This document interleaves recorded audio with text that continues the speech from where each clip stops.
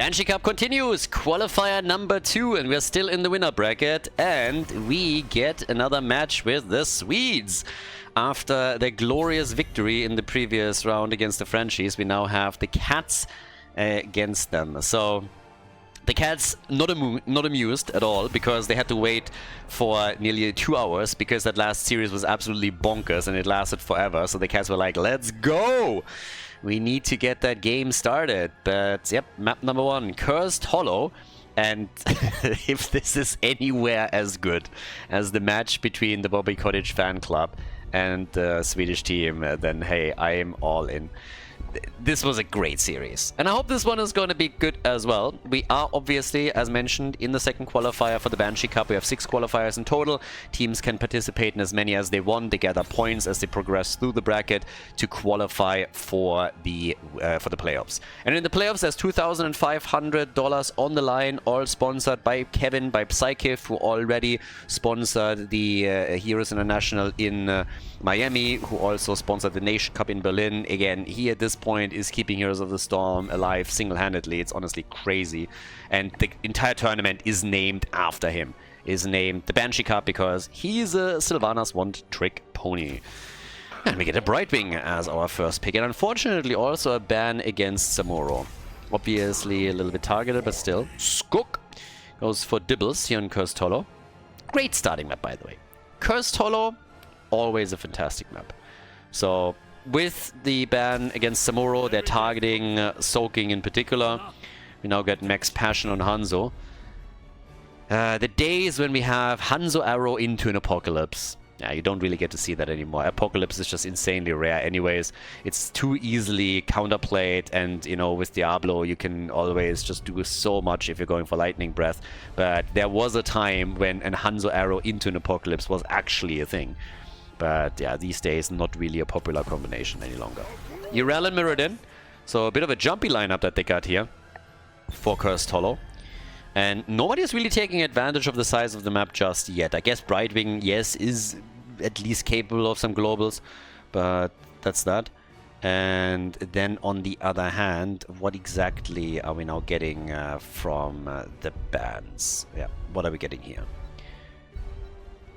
I mean, they still haven't gotten any damage dealers. Sylvanas getting banned is actually a little bit mean, I gotta say. So, given that this is the Banshee Cup.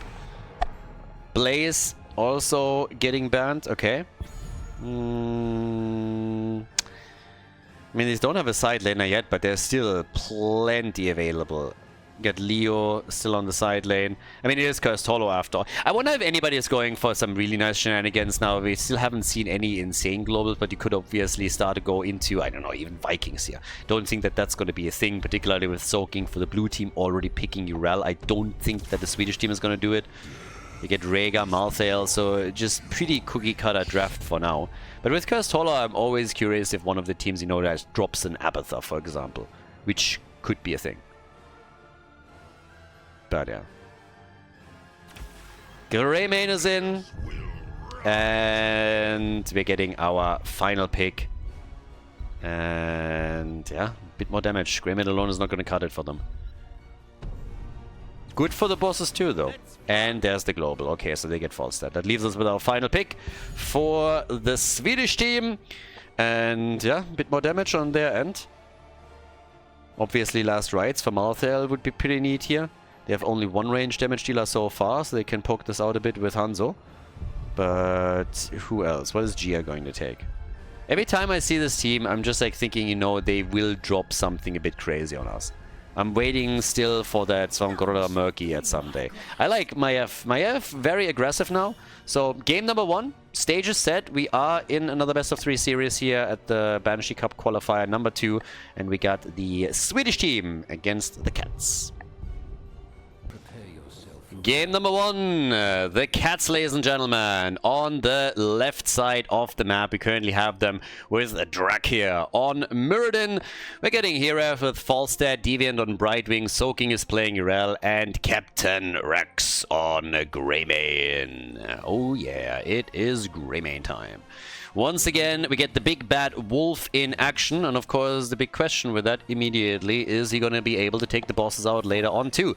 Gia for the Swedes over on the right side of the map. We are gonna have him with Malthael, we got Skok on Diablo, Svamgrota on Maiev, Make on Rega, and Max Passion on Hanzo. So, as is, we're currently looking at Falstad, immediately getting a couple of stacks at the beginning, trying to sneak in here from the side and hitting a boomerang with success. Malthael with Fear the Reaper. And a big fight in the middle of the map as everybody is just going... Everybody jumping in, trying to do their thing here. Brawl it up, baby. Do what you can.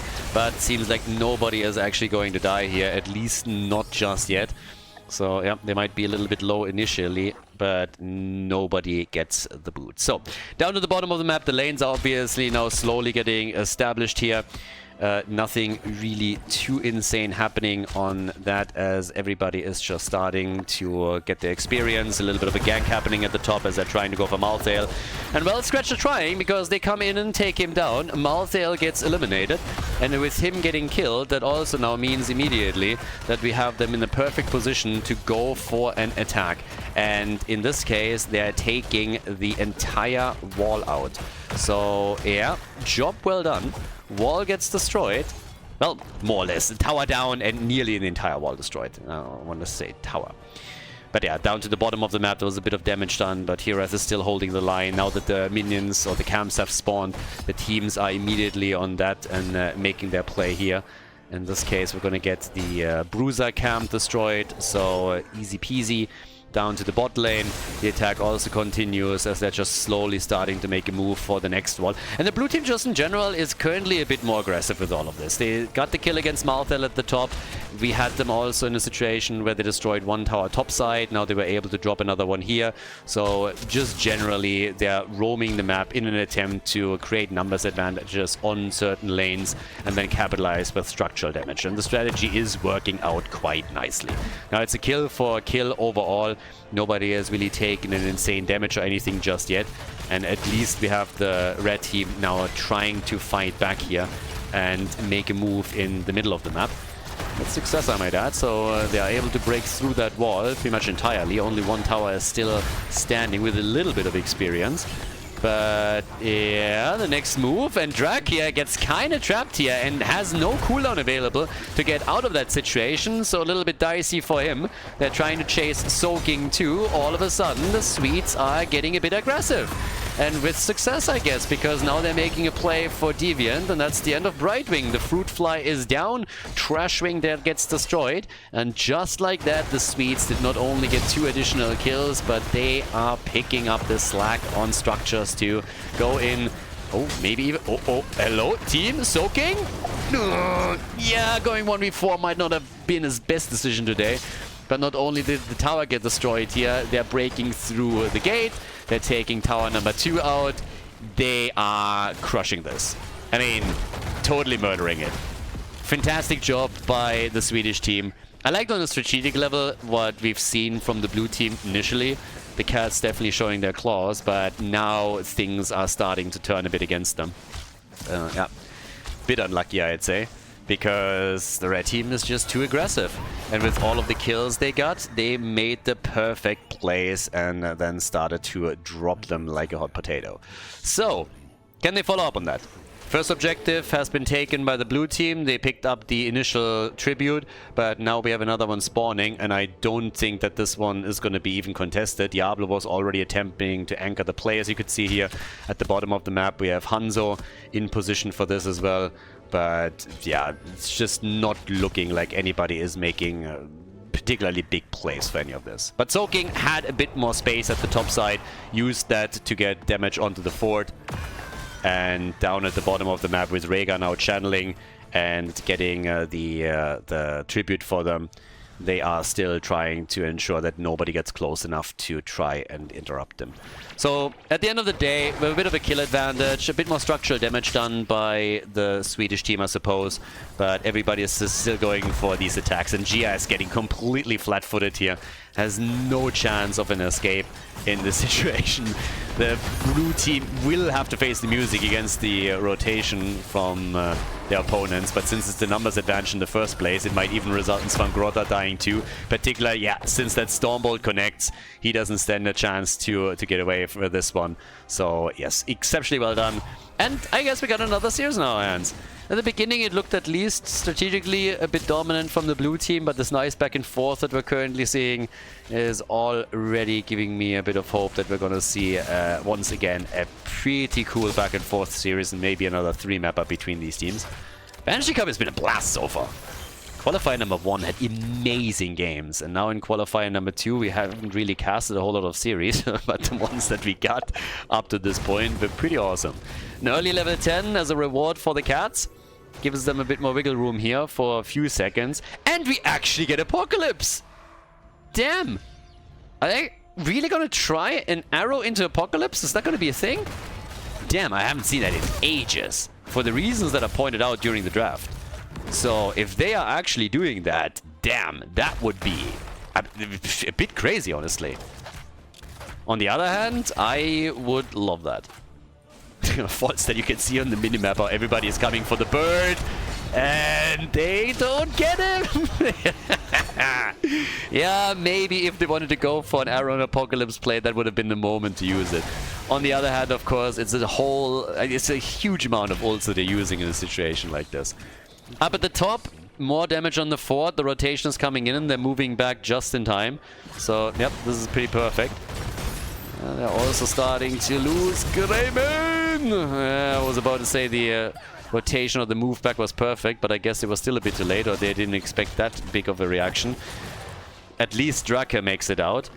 But they are getting a lot of structural damage in. Red team will have to get this tribute because the blue team now has 2 to their name. Bosses are up 2. Greymane's still dead, so that's an easy one to channel, and Make gets it for free. Nobody's even trying to interrupt, and while all of that happens, we have the Swedish team going for the boss. So, yeah, they're taking this one out and should be able to get it, even with, well, now we have all of a sudden 2-3 heroes here. Falstad can move in. Falstad has Gust still. Falstad still has Gust. There's the arrow, and the blue team is actually stealing it. I don't believe it. You're kidding me, right? Not only did Hanzo die, but they stole the boss without even using Gust or anything. Now they go for Diablo. He's dead. They're going for my F. 3 heroes are dead. The topside fort is getting destroyed. The Swedes are getting rolled here. Absolutely rolled. They just got murdered in this one. Damn. That was the easiest boss steal in the history of HOTS, basically. So, yeah, boss is stolen. They can go for their own at the bottom of the map. That's a level lead now. And this is disastrous for the Swedes. Because now they're sitting in this awkward spot where they have to defend their own boss. They will either lose the tribute and therefore get cursed, or the blue team could go for the boss at the bottom of the map. They are wasting a little bit of time here in the middle trying to go for that fort, though. And it's not really working out as they intended, I gotta say. So, yeah, that's the bad news.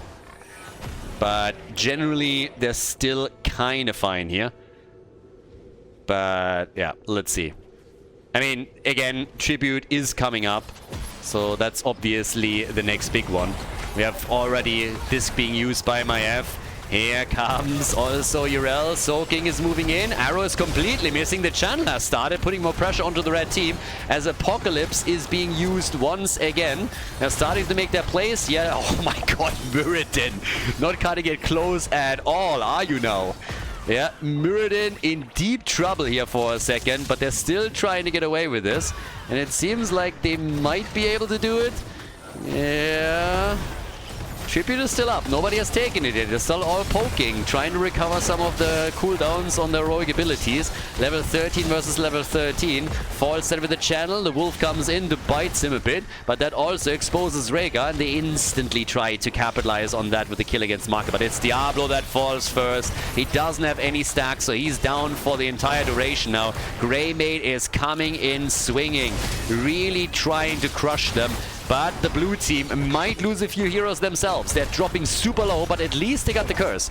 And in the middle, there's a big minion wave already pushing for the fort. So there's already value to be had for the cats in the mid lane, as they're now moving down to the bottom of the map, trying to drop another one. And it's not only the mid lane that they have to worry about. Top side is already pushing for a keep. With a 1.5 level advantage, their cats are looking great here. Forts are getting destroyed all over the place, in the middle, down at the bottom of the map. They're trying to take everything out as the red team is scrambling, trying to defend. And well, they do their best defending, but it is still, still a bit tricky for them to pull all of that off now, because they're too far behind. Level 16 is ready in half a level, so that's already the first problem they got to deal with. The arrow is fairly useless and is narrowly hitting the target, moving over to North America. But Urel is still gone. Now, they got the boss during that curse. The curse is still raging on for a bit longer, and some of these walls have also started to be damaged. The boss pushing in is going to help them, of course, too. So that's another thing that they have now to their name. Blue team immediately has fallen back to just take one camp after another. Have jumped in here pretty immediately. There's level 16. Half a level of a lead is not too bad to bridge. I mean, you can still bridge that pretty easily. And this is essentially what they are going to try and do here right now. But still, it's going to get pretty tricky trying to deal with the advantage that the blue team now has in structures, because there's continuous pressure with catapults everywhere on the map. So that's the first thing that they got to deal with. Good luck with that. If they can't get kills and win a team fight, then that's going to become a problem. With a tribute, another one to the red team's name, we could get a curse, so that might bring them back. Bosses obviously coming up are also going to play a big role here. This one is already under a minute, so this is definitely going to help. But outside of kills, where it's very close, the blue team is definitely controlling this a bit here now. And this is also being reflected in experience. The passive experience is heavily increasing. It's really minion experience where the Swedish team is able to still succeed, surpass their opponents, and therefore stay in range. But with all of the forts destroyed, passive experience is increasing rapidly, and that's a massive issue. So once again, Hanzo with the arrow here, a lot of ults being YOLO'd out, Apocalypse comes in, Diablo diving out of the fight, nicely done, he was fully surrounded there, but he still falls. Really cool move by him, trying to get away, but they still were able to kill him. So Diablo is dead. He at least had his soul stacked up and will be back in another second, but the fight continues as the blue team is applying continuous pressure here. They have a tribute at the top left that they will have to grab if they want to avoid the potential curse. The one thing that the Swedish team has now proven several times, though, is that you never should count them out. They turned 2 games around. 2 maps today already, both against the French team earlier, which was just bonkers. Insane serious. Particularly the map on the match on Battlefield of Eternity was just incredible. But now we have another attack here. Yes, the tribute is being channeled, but Urel might be in trouble. Gets hit and killed. Nice. The disc just too strong. Never had a chance to use her ult here. So yeah, she gets easily destroyed. Job well done. And that again puts the blue team, the red team for just a second into the driver's seat. This is their chance to bring it back. Get a kill against Urel. They lose the tribute, but now they can go for a boss, and that's exactly what they're gonna do. Move in, grab that boss, grab it quickly. Bottom of the map, another tribute, which they could now technically make a play for. And this is putting the cats in a bit of an awkward situation, because they want to defend against the boss, of course. We're only 13 minutes in, so that bad boy is not too strong yet, but it's definitely strong enough to do some damage and take that fort out. But you cannot afford your opponent to get that, tribute, I suppose, and that curse. So they're going to make their play right here. And this is essentially what we're seeing right now. Arrow comes out, Apocalypse follow-up, and it doesn't hit anything. If you wanted a reason why that combo has fallen out of fashion, this is exactly why. Even with nice execution like this, you oftentimes end up in a spot where you're not going to get any value, because your opponent has either too much mobility, they are interrupting parts of the combo with their own play, whatever it may be. So most of the time, it's not being played any longer. Everybody is just like jumping around the map, by the way. Proxying waves, taking minions out, the curse is there. top lane is getting attacked down here. Even the wall is starting to get destroyed by Maiev, and they moved into the middle to take the fort out as well. So yeah, they're attacking wherever they can right now, doing an insane amount of damage to the blue team and definitely clawing their way back into this series. They've retaken the lead in experience too, only half a level away from level 20.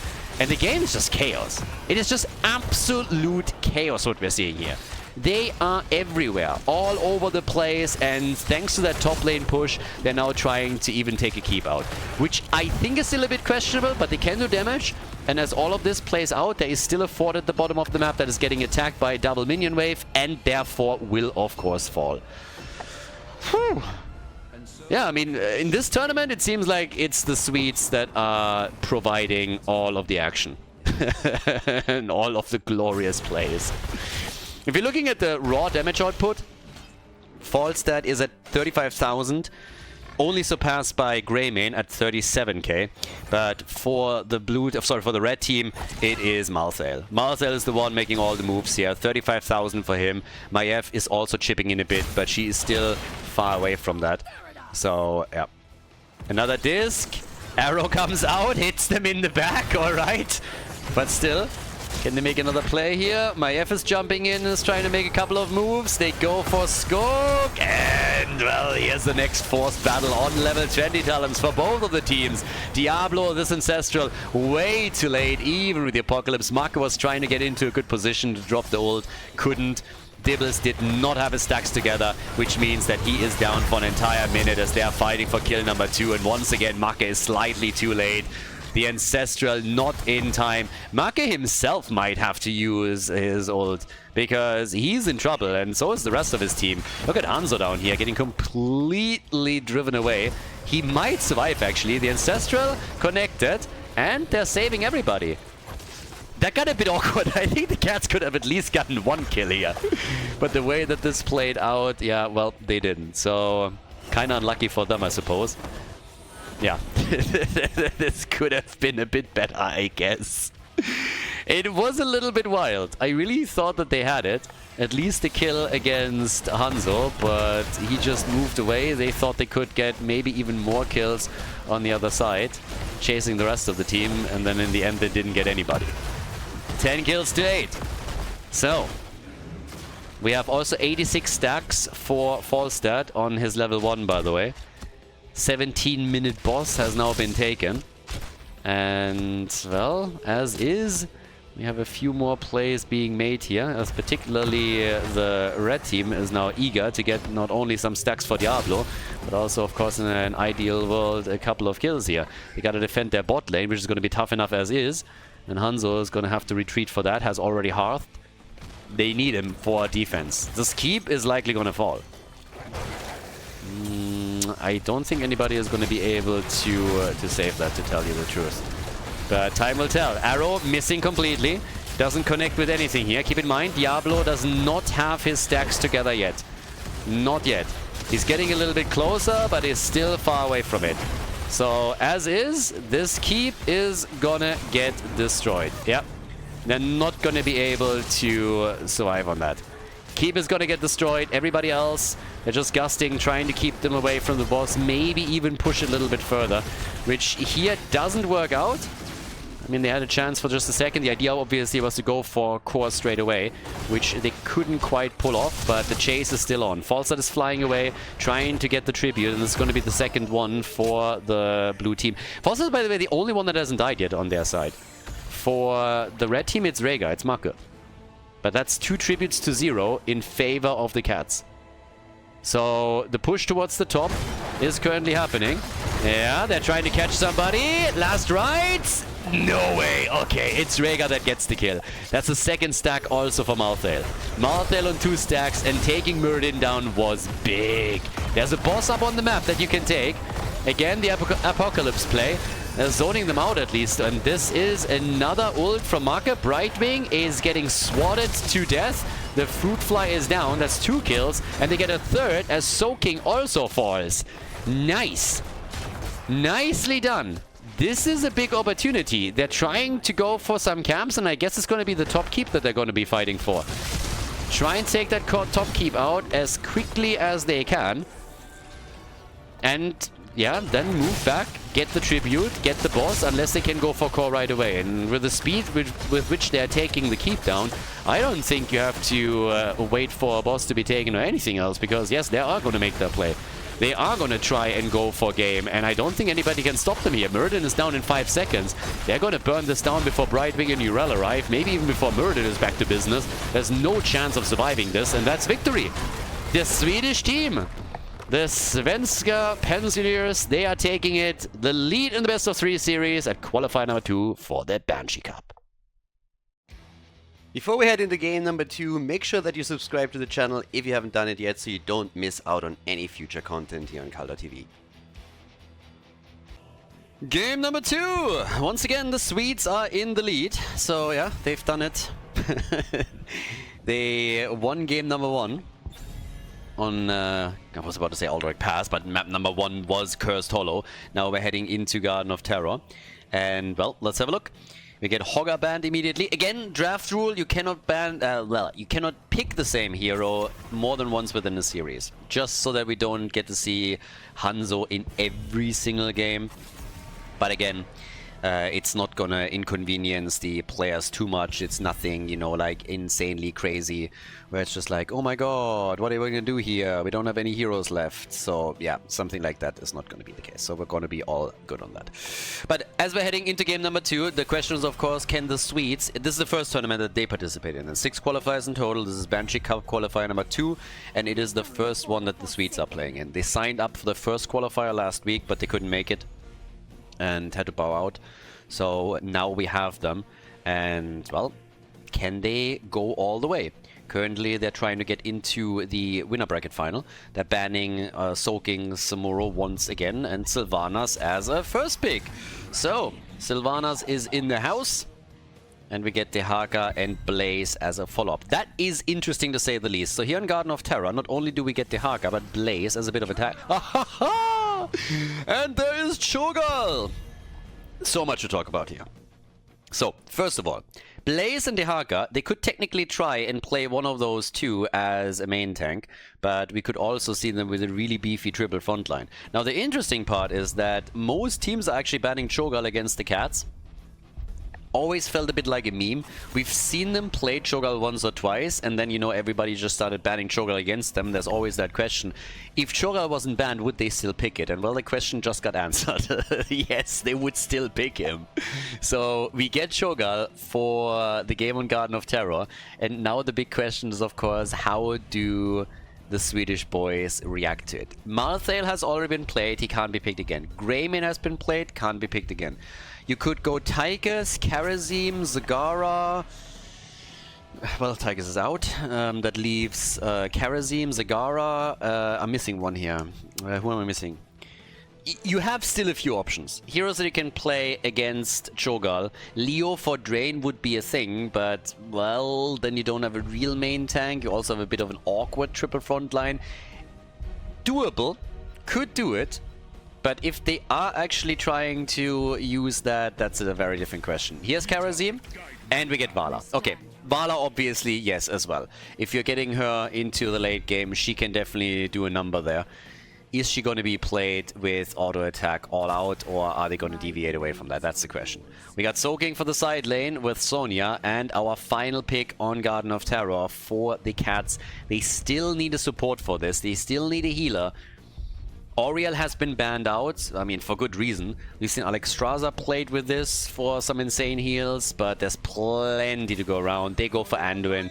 The pullout king is chosen, so whenever Cho'Gall is in trouble, he can just zip, pull him out, get a 2-for-1 value for his trade. On top of that, of course. Okay, the Cats, they've really done it now. They are here to play. They want to make their move, and can they? We have a pretty big lineup for them. Particularly Sylvanas as well. They can even side lane push with this if they want to. But the Swedes, they're going for their last pick. And it is Thrall. Blaze, Dehaka and Thrall on the front line. Thrall also with some Alpha Wolf action later on. But with that, let's head straight into game number 2 and let's see if it's double trouble for the Swedes or if they have no problem dealing with the lineup that the Cats are throwing at them here. Garden of Terror, everybody. Map number 2. It is Cho'Gall time, baby! The Cats against the Swedish boys. The old farts, the retirees, the pensioners. We have on the left Hirath, on Cho, soaking on Sonya for the Cats, Captain Rex on Sylvanas. Dracula is playing Gal, and Deviant is playing Anduin. Over to the right side of the map, the opponents. Gia for the Swedes with Vala. Hasn't made a choice yet. Auto attack could be the weapon of choice here for him. Max Passion on Thrall. We got Skok on Blaze, Mak on Karazim, and Svamgrotta is playing Dehaka. An arrow build. Alright. Arrow build for Vala. Not really too bad, honestly. The cool thing about this is obviously if you're stacking properly, you can really get an insane amount of damage out in 1v1 situations. It helps you also with camps, but you really need to be incredibly diligent about stacking. Now, we have seen stuff like this obviously in the past. The auto attack style is a bit more popular. Multi-shot has fallen off significantly, but this is definitely something that you can run and can do incredible amounts of damage with. Helps you also against the objective, for example, when your opponent gets a Garden Terror wave, you can use that very easily to burn it down, but you need to stack properly, and that's something that Gia will now have to focus on as all of this continues. So, time will tell what exactly they can pull off here. On level 1, we now also got Warpaint for Sonya. Obviously, Cho'Gall scaling quite nicely into the late game. And I want to highlight again the fact that there's a lot of teams that simply ban out Cho'Gall against the Cats because they've seen them play it a few times and they just don't want to deal with it. So this is not something that the blue team just throws at the wall shotgun style and hopes that something sticks and they find a solution. Nope, they actually have played this, they've practiced this, and they have done so well with it that some teams have been forced to ban Cho'Gall out against them. Now, as this is the case, we still have a very interesting lineup and setup for the red team too, going into a triple front line that is a little bit different here. Because essentially what they are currently trying to do here is triple bruiser. They have Thrall, they have Dehaka, they have Blaze, so that's a couple of stuns that they can stagger. And around Thrall, as the game continues, they of course have in the later stages then also an opportunity to, for example, use Alpha Wolf against Cho'Gall, do a little bit of damage with that. Vala still stacking and not really too heavily. She's at 1 stack right now. In an ideal world, you want to end up in a situation where you start to brawl against your opponent a little bit and are able to make a couple of moves, but currently that's not really the case for them. So, as is, top side is getting pressured. Ideally, of course... Ooh, Cho'Gall down. What? Gets killed at the bot lane. Apparently didn't expect a hero come over. Went for Thrall, couldn't take him, and then Dehaka came in, and all of a sudden it's a kill. Cho'Gall down. That's not a good start for them. Definitely not. Kind of unfortunate here. And the attack continues, as you can see. So right now, what we're getting is the top lane barrage just sieging up. And not so sure how they are going to like this as it continues, because that is bad news. Cho'Gall was out of the picture for quite some time. Now they're having a move at the top lane against the fort that they got to deal with. And yeah, bit unlucky, I suppose. I mean, they're dealing with this quite nicely right now as they're diving in and attempting to stop Vala, and they get the kill. Vala, on the other hand, takes Anduin down, so it's a kill for a kill between them. Vala on 4 stacks and now even gets Monster Hunter. We get Blaze destroyed too, though, and down at the bottom of the map, Sylvanas has fallen. So Svamgrotta has now essentially taken Cho'Gall out, and then he continued to drop Sylvanas in a 1v1, essentially. Svamgrotta definitely OP. I mean, bit ridiculous. 5 kills to 2, level 7, nearly a level ahead now. The game is a bit wild. It is definitely a bit wild. There's a lot of stuff going on here. I mean, Svamgrotta first and foremost channeling his inner Quasar and just attacking everybody on the solo, then even moving towards the top as they're trying again for Cho'Gall. Nearly getting a kill as Make dives in with Karazim. Just barely missing out on it. But yes, they are currently just crushing this. They're going for camps as well, so yeah, move after move is being made right now. as they're also attempting to steal some camps away, which they have now done. The idea is, of course, still to go for more pressure against the top lane and try and take down this top side fort. But the action is also spreading to the rest of the lanes here. With Vala still not getting nearly as many stacks as I thought she would be able to pick up. So this is like the one thing where I'm a bit, yeah, a little bit weirded out that they are not able to get into more fights with her and get those stacks up. If you decide, oh, nice kill against Thrall, nice. If you're in a situation where you're trying to take down, or where you're trying to play an arrow build with Vala, then essentially you're really trying to get as many stacks as you possibly can early on. At least in this case, she was able to connect another 2 against Sylvanas, who was killed again. So that's 6 kills to 3 now, and they're getting closer and closer to level 10 thanks to that. So the Cho'Gall play is currently not really working out yet. I mean, they're doing what they can, I guess, but it is not doing all that much for them right now. As Cho'Gall gets into the late game, this might become a different story, but now he's even getting dragged around. Vala can use him as a pin cushion for her arrows, and that's another kill. The cats are getting absolutely smacked around right now. I mean, they are being slapped here. So not a lot going their way, and with more and more momentum being built up now by the red team, they are of course doing just stellar on this. So yeah, well done. With that, we have them... I mean, heroic abilities play a role, don't get me wrong. Obviously, they have the level 10 advantage. They can use that. That's part of why they have now so much momentum. And once that the blue team has their own heroic abilities, it's a bit of a different story. But generally speaking, you can really tell that it's a problem for the blue team. They're struggling too much. They're losing too much already. Another 7-sided strike. Vala now with 1 hit after another against Cho'Gall. He's trying to get the kill against her. I guess she's going to get it. Yeah, they're gonna take her down easy peasy. Surprise, motherfucker. So yeah, the rotation is something that I don't think she saw coming.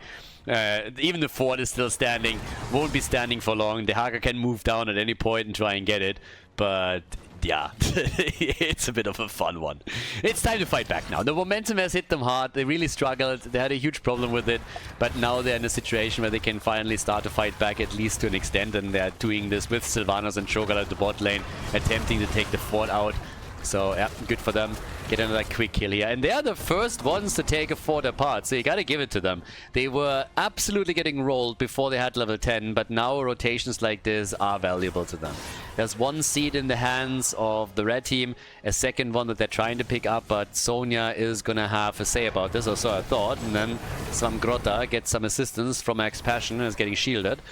So yeah, able to pull it off. Well done for them. So experience might be the same. We can also take a closer look on why exactly that is. As you can tell here, the hero experience giving them a bit of a lead. But generally speaking, the cats, they are back in it. So they've done what they needed to here. Now we have at the same time another play being made potentially for all of this. They can now try and move into the top lane. First of all, this camp is getting stolen. Sonya's a bit alone, but that's also true for Cho'Gall, who comes in. 7-sided, and Anduin barely saves him before he gets murdered here. Level 13, and 9 stacks only for Vala. Again, not crazy, but she's slowly getting there. Siphoning arrow now too. So gets a bit of an extra heal with all of that, and self-sustain. She has to use that during the fights. But while we're looking at that, this camp that has been stolen multiple times is really stalling out that top lane. And that has put more pressure onto the fort, which is now going to get attacked by another bruiser camp too. And as we have a seed at the bottom of the map, this could be also the first set of Garden Terrors. The blue team hasn't gotten a single seed, and I'm not sure if they can get this one either. They will have to fight for it. Now that they have level 13, they definitely can. But it might still start to become a bit more difficult than they expected. The Haka's at the top lane. He is still pushing. He wants that fort. Fort at the bottom has been destroyed too. Siege giants are everywhere. All these camps that have been taken by the Swedish team are doing so much right now. It's one of the main reasons why they went into the triple bruiser. It really helps them with the camps. But Vala gets destroyed by Cho'Gall, sends no chance there. They need kills too, and they get it. Sylvanas is down. Cho'Gall is low. Everybody's low here. 7-sided strike for a bit more damage as Karazim is attempting to chase them down. Good slow from Blaze, but I don't think they can close enough. The problem is still we're going to get Garden Terrors onto the lanes, and particularly the top and the bot lane are going to suffer because of it. Blaze? you do know that you're running out of hit points, right? And quickly at that. 9 kills to 6. Garden Terrors, top lane, bot lane, mid lane. The fort is going to get destroyed 100%. So, yeah, not going to be able to do anything about that. And, yeah, we'll see how far they can go with this. Can they take an entire keep down? I doubt it. Not scaling well enough yet, but no, we're getting there. 22,000 damage for Thrall. We have at the top lane Sonya defending solo. Obviously, the mid lane fort has now been destroyed. I mean, that never really was in question. It was kind of clear that that would happen. But yeah, so right now we'll still see what exactly they can do here in the middle. Softening up the wall is probably the maximum that we're talking about. Nobody's really pushing for it anyways. They already rotated down to the bottom. And it's time to try and sneak a few more of these camps away, I guess. But yeah, so far so good. So the team is making moves. The red team. They have a lead in the series. If they win this one, if they win on Garden of Terror, then they move on to the next round of the winner bracket. The winner bracket final, if I am not mistaken. And we'll have the cats drop down into the losers bracket. Red team is at least taking this camp, might even steal the one over here. Now, Vala not really getting a lot of stacks on level 1. I've been harping on this the entire time, but what she does have is Monster Hunter. And that allows them to take these camps super quickly. And Mercenary experience, if you just take a look at it, they are way ahead. They're more than tripling the amount of Mercenary experience here, which means that they have taken an enormous amount of camps away from the blue team. And this matters. I've been in the past very, very clear about how on Garden of Terror, camps are super, super important. How you really have to be careful that you take your mercenary camps, how you need to be diligent about it. And this is exactly what we see them do right now. They're taking camp after camp, they're roaming the map, they paint it red, they have the tools for it. Their Bruiser frontline is fantastic for it. Vala with this build is great as well. And those camps have done tons and tons of damage and work already. And in teamfights, the situation is not too bad either. So, yeah, they're looking at a very good situation there, doing great amount of damage. Have Dehaka also as a global side laner that can keep them always in a good situation with pushed out lanes. And as of course he's getting caught, but the problem is while they're dealing with Dehaka, they're dealing with the keep at the bottom. So is Dehaka gonna fall? Oh! Tactical pause by Soaking! Look at that! Just before the final blow, Soaking is like, nah, we'll pause it. Pauses the game, and alright, that's an interesting timing from him.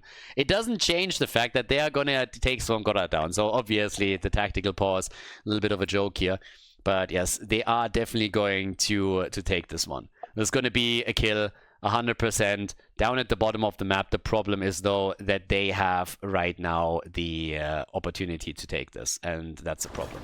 And they will likely, if not take the keep, then at least get it low. At this point, yep, they're already moving in, starting to make a play there. And yeah, we'll see what else they can do with this. So, as is, Wailing Arrow comes in, trying to do their best here to retreat. Vala is killed, but again, she sacrificed herself for the keep. Absolutely worth it. If you're already dying, then at least try to get the most out of it, and you don't get much more than a keep. The only thing else would be a core, which in this case is not happening. So, as is, they're losing 3 heroes, or 2 down at the bottom of the map. The Haka obviously has been destroyed earlier. Now, in the meantime, we are still having them in a pretty interesting situation, honestly, where they're able to at least catch up in experience and in kills, so 9-9. But if you look at the minimap and you look at the structural situation in this game, then there is obviously a massive, massive difference between the two teams. I mean, that's undeniable.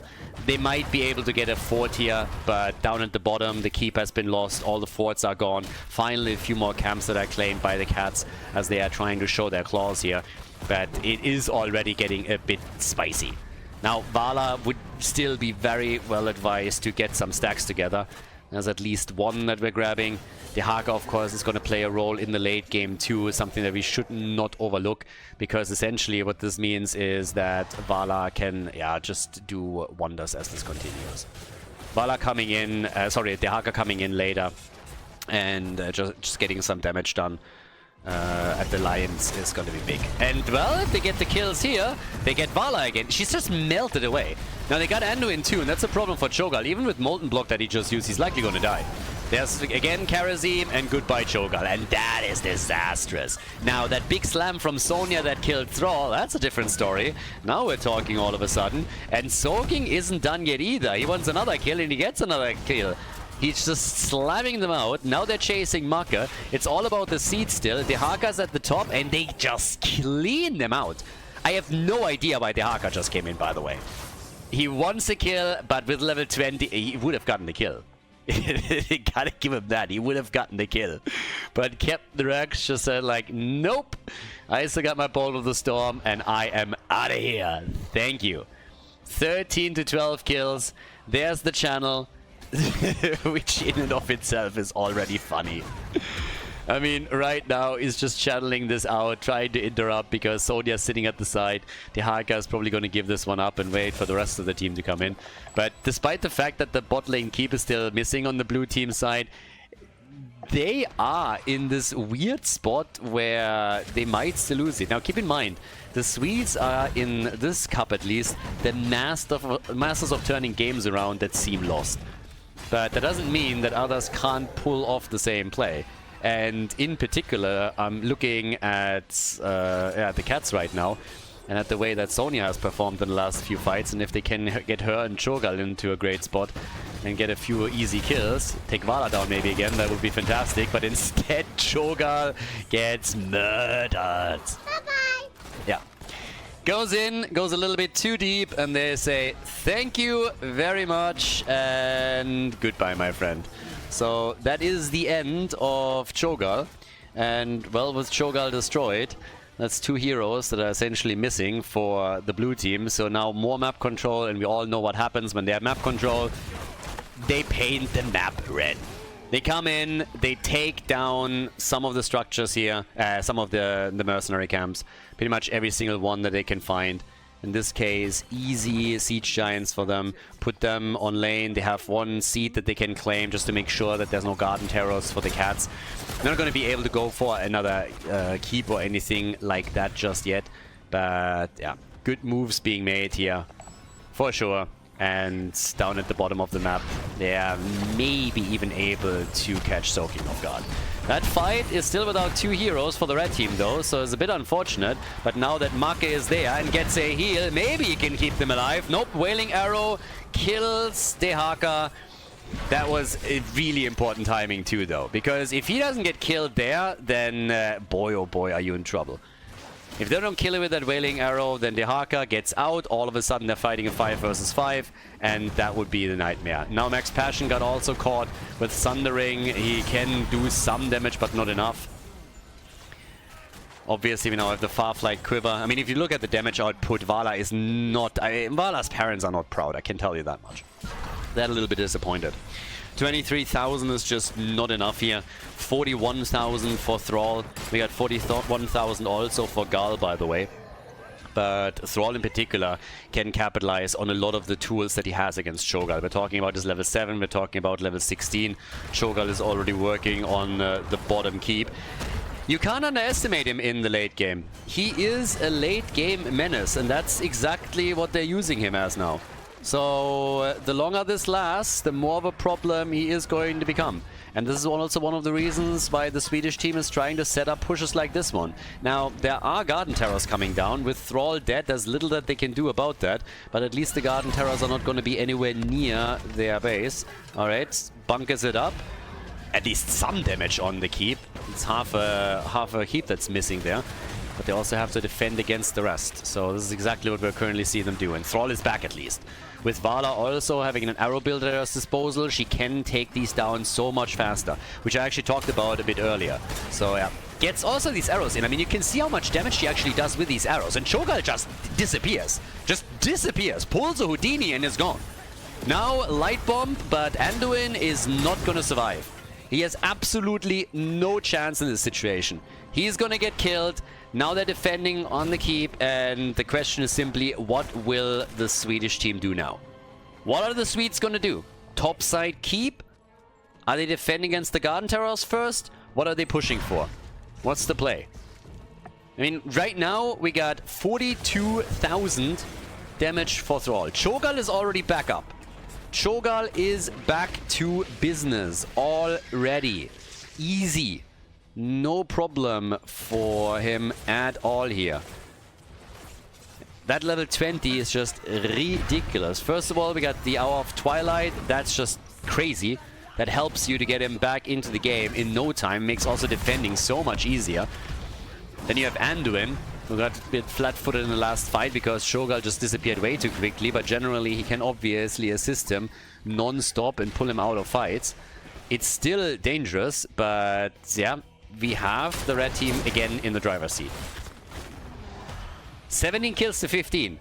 We talked a lot about these Cho'Gall kills and about how they blew multiple heroes up within seconds, but the kill count is fairly even.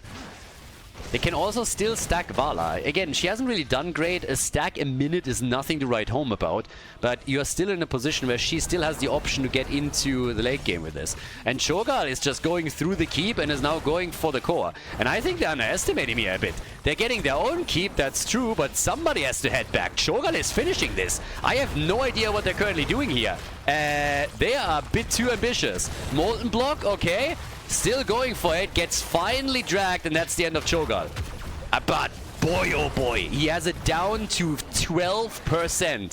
They need to core, and they need to core quickly. Vala is down, Sylvanas is down too. The Swedes have an opportunity now. There's nobody that could follow up on it. 8% on the core, but I think the Swedes have it once again.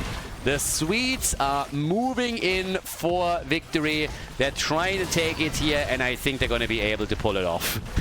I mean, damn son. 8%! Perfectly timed by the Swedes. They're secretly German, by the way. All that efficiency. They have some German ancestry there. 100%. 20 kills to 16, and it's a 2-0 victory for the Swedish team as they take the cats out and send them into the losers bracket. Thrall is gone, but it's not enough. The core falls, and that is game, set, and match for the Swedes on Garden of Terror. GG.